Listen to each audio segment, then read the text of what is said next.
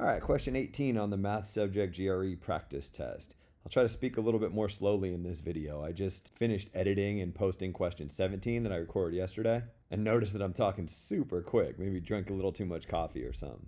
I think when questions aren't very computationally heavy, and instead I'm kind of just arguing why something has to be true, I tend to speed up a little bit, but I'll try not to do that.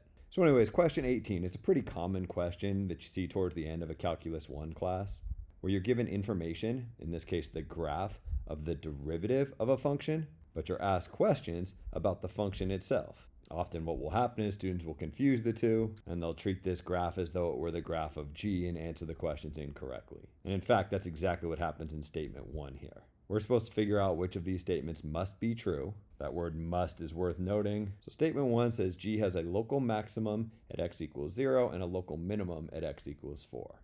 Come up here and look at the graph, and you're like, at x equals 0, we're at this point here, and at x equals 4, we're at this point here. And this point sure does appear to be higher up than any of its immediate neighbors.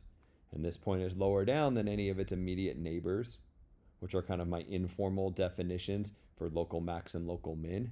So you might think that that makes this a true statement, but it's certainly not a true statement. It's a false statement because, again, the question is asking about g, and this graph here is g prime.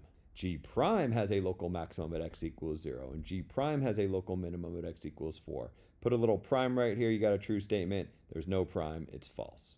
How do I know I don't have a local maximum at 0? Well, one option is just to kind of intuitively talk your way through it. The graph of g has some height at x equals 0. I don't know what that height is, but it has some height. What this 2 here represents is the slope of the tangent line to the graph g at that point. So maybe over here I can graph y equals g of x, and I'll just arbitrarily choose the height of g of x when x equals 0 to be -1. And you're like, whoa, can you do that? Can you just pick whatever the hell you want?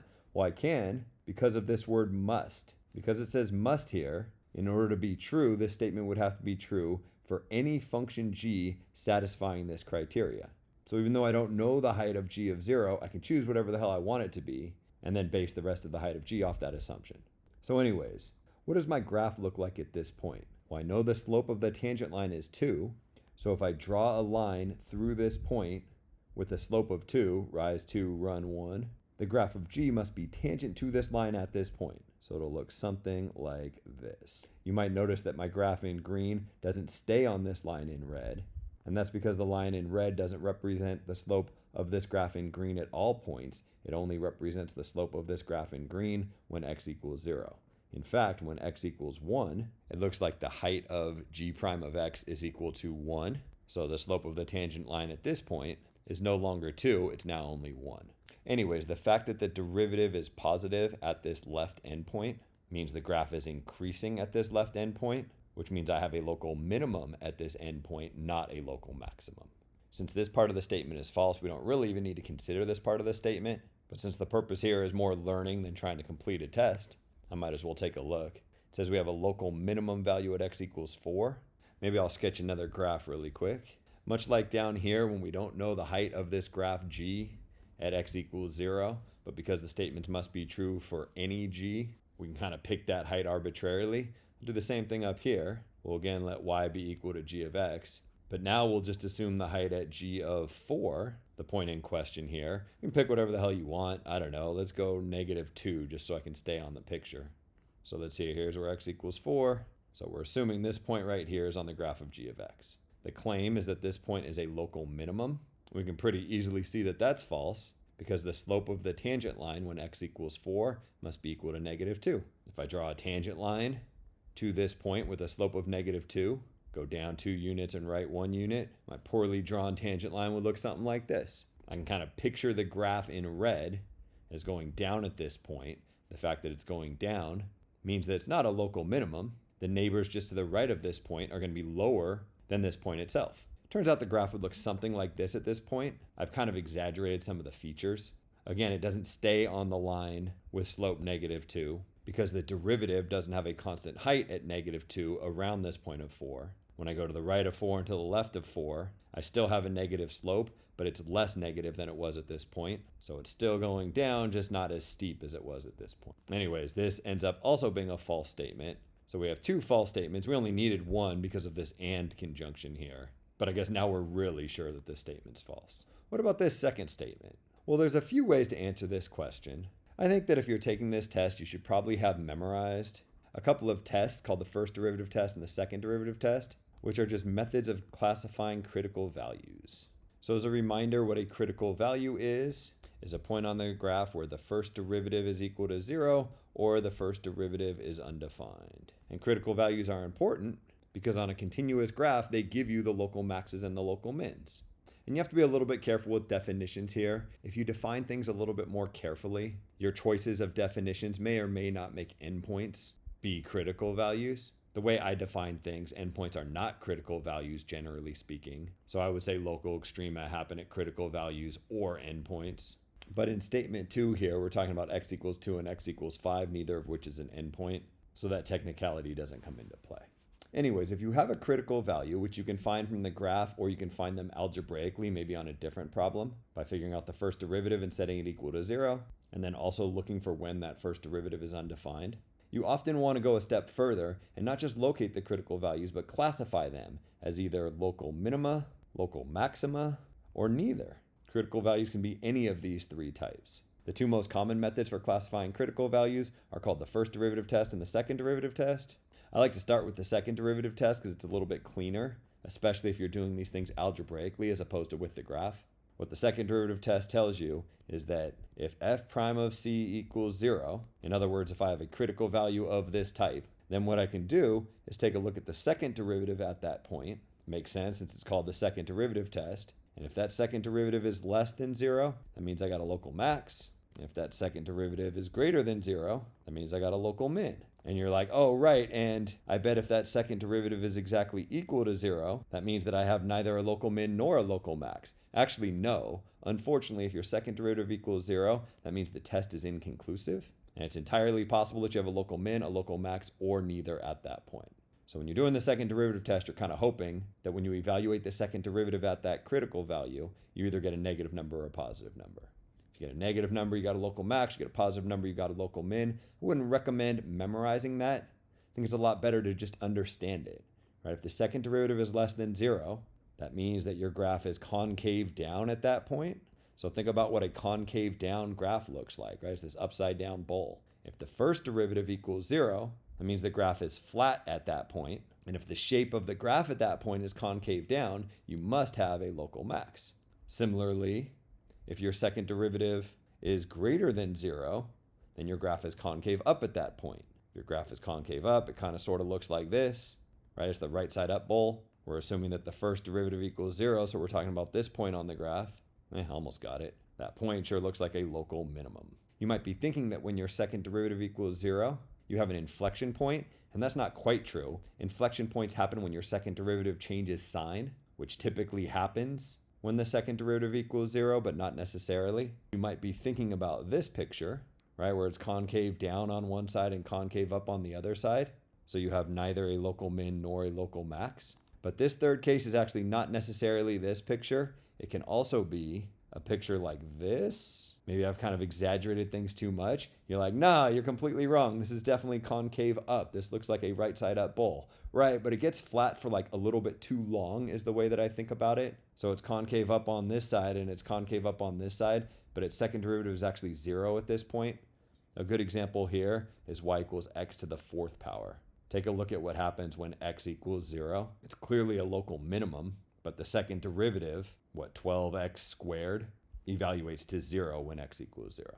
Anyways, this is kind of the special case down here. The things that you'll want to understand for the second derivative test is that when the first derivative equals 0 and the second derivative is less than 0, you got a local max. Greater than 0, you got a local min. And if it equals 0, you're like, damn, second derivative test didn't work. I got to do the first derivative test instead.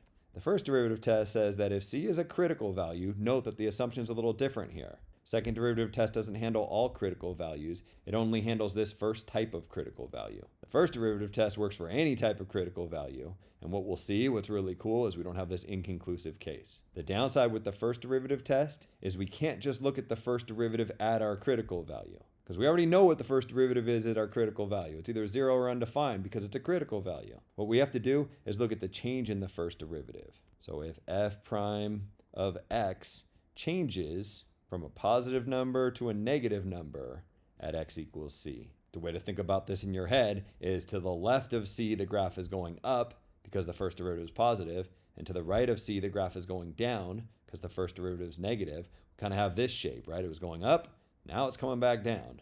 This means that we have a local max. Similarly, if the first derivative changes from negative to positive, we got a local min. And if the first derivative doesn't change sign, it went from positive to positive or negative to negative, that means we have neither a local min nor a local max. We don't have this inconclusive issue. I know I spent a lot of time talking about the first and second derivative tests. Probably don't need them in this much detail for this specific problem, but I bet they'll come in handy somewhere on the test, maybe in a more algebraic section. So I wanted to make sure that I got all that information out there for you. Anyways, going back to this problem, the claim is that g has a local maximum at x equals 2. Let's take a look at the graph of the derivative at x equals 2 at this point right here. First, note that g prime of 2 equals 0, right? The height of this blue dot is 0. That means that 2 is a critical value. Since 2 is a critical value, we can classify it as a local min, a local max, or neither, either using the first derivative test or the second derivative test. You could use the second derivative test, but because the second derivative isn't explicitly given to you, the first derivative is, it might be easier to use the first derivative test. So to use the first derivative test, you consider the height of the first derivative at points around 2. At 2, it looks like the sign of this thing changes from positive to negative. Right? Just to the left of 2, the height is positive. Just to the right of 2, the graph is negative. So at 2, the first derivative is changing from positive to negative. If you come back down here, looks like that's this case. And we already concluded that if f prime of x changes from positive to negative at a critical value, we have a local maximum. This must be a true statement. I think rather than go back to those definitions below, a better way to answer this question is kind of more like what we did over here. Sure, I'll draw a fourth axis. Again, these statements have to be true for any value of g, so I can't just assume that you have to make sure that this argument holds for any height at x equals 2. We don't know what the height at x equals 2 is equal to. But we do know that the slope of the tangent line at x equals 2 is 0, and we do know that slightly to the left of 2, the slope of the tangent line is a positive number. In other words, the graph is going up, and slightly to the right of 2, the height of the derivative, aka the slope of the tangent line, is negative, so the graph is going down. It was going up.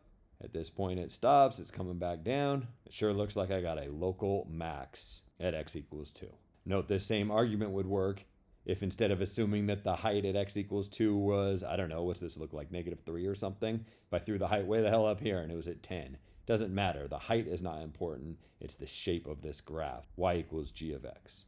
Same argument for 5. Using the first derivative test. The height at 5 is 0, so I got a critical value.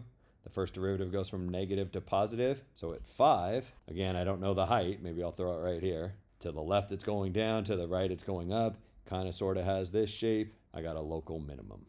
Since both parts of statement 2 are true, the entirety of statement 2 is true. That's hard to say. I can move on to statement 3. Statement 3 is trying to trick you in much the same way that statement 1 was trying to trick you. Statement 3 says g of 2 equals g of 5. Come up here and you're like, oh yeah, the height when x equals 2 is the same as the height when x equals 5. This must be a true statement, right? No, this is not the graph g of x. This is g prime of x. If this said g prime of 2 equals g prime of 5, that's absolutely a true statement. Those both evaluate to 0. But it doesn't. It says g of 2 equals g of 5. So you have to consider the heights of these 2 points. But I don't know the height of these points. How can I figure out if they have the same height? Well, notice that the derivative is negative for all values of x between 2 and 5. What that means is that if you were trying to graph g of x on one of these 4 different axes, your graph would be going down everywhere from 2 to 5. If it's always going down from 2 to 5, then 5 is going to be a lot lower than 2. They certainly are not going to have the same height. That's a false statement. One last thing on this problem is if you're comfortable enough with these, when you're given the graph of the derivative, you can sketch an approximate graph of the function, just remembering that the function can be shifted up or down, and then answer all of these questions about local minimums and local maximums based off your graph. What I'm saying is if we want to graph g of x over here, maybe in red, it's usually easiest to kind of graph them from left to right. So I can pick the height, whatever the hell I want over here at x equals 0. Maybe I'll pick -2 just to make sure that I have plenty of room. Just looking at this graph, I can sketch g of x, right? I'm going to have a positive slope at the start. It's going to be most positive right at the start, and then it's still positive until I get to 2, but it's less and less and less positive until I get to 2, at which point it's flat. In other words, it looks kind of sort of like this. Drawn to scale? Probably not, but at least it gives you an idea of the shape. Then when I get to the right of 2, all the way until I get to 5, it's going to be going down. Going down ever so slightly at the start here, because this is just barely less than 0, but going down faster and faster and faster until I get over here to 4, when it's going down as fast as it ever goes down, because this is as low as it ever gets. Then after this point, it continues to go down because the height of this line in black is still negative, but it's getting to be less and less negative until I get over here to an x of 5. So I'm going to start drawing my graph to look kind of sort of like this. It kind of looks like the graph in red goes through this dot in green. That's just coincidence the way I drew it. Finally, to the right of 5, the slope of the tangent line is always going to be positive, ever so slightly positive at the start, and then more and more and more positive as I go to the right. What I'm saying is the graph is going to look kind of like this. I don't know that it goes through 0 right here. In fact, the whole scale here might be off, and this graph can be shifted up or down however I like. The derivative never tells me the height of the graph in red, it just tells me the shape of the graph in red. So I don't know whether g of x is what you see pictured in red here, or if it's more like what you see pictured in red here. But whatever, it doesn't matter, I can answer all of these questions without knowing any of that stuff. G has a local maximum at x equals 0? Hell no, it doesn't. It's a local minimum. Has a local minimum at x equals 4? Let's see, here's x equals 4. Certainly not a local minimum right here. Statement 1 is definitely false. Statement 2, G has a local maximum at x equals 2. Yeah, it sure does, right here. And a local minimum at x equals 5. Let's see, here's 5. Yep, sure enough, local minimum. Statement 3, G of 2 equals G of 5. Is the height right here the same as the height right here? Hell no. The height over here is significantly greater than the height down here. False, true, false. The answer to the question is B.